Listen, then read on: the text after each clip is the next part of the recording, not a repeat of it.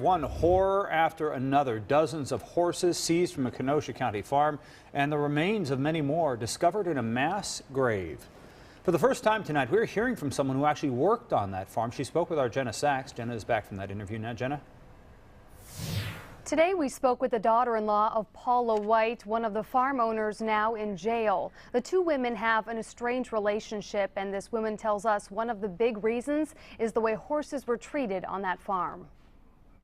She's been doing this for a long time and getting away with it. When 24 horses were seized from this farm and the carcasses of 55 more discovered in a mass grave, one of the few people not surprised was Sherry Moctezuma. The coyotes would go back and dig up the bones on the horses because they didn't bury them very deep. Sherry's mother-in-law, along with her husband, now face felony charges for animal mistreatment leading to death. Sherry says she worked on the farm from 2003 to 2006 and saw conditions go from bad to worse. We're cleaning out the stalls.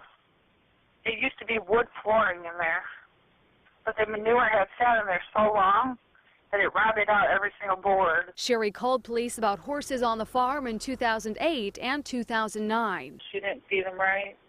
People would get upset about how the horses were losing weight. Deputy Chief David Mogensen says officers responded to both reports and in one case brought a veterinarian. The vet did go on the property, did an analysis of the horses that were there, and found that some of them were just minorly malnourished. At that time, the couple was ordered to feed the animals properly and allow a vet to re-examine the horses at a later date. The veterinarian did re-examine them, and they met conditions, and they were fine. Over the years, Mogensen says officers visited the property about a dozen times, but never found enough evidence for a search warrant of the entire farm.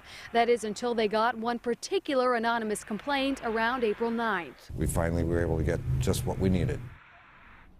Both Sherry and police say this used to be a thriving farm with horse lessons and boarding, but over time they say things deteriorated.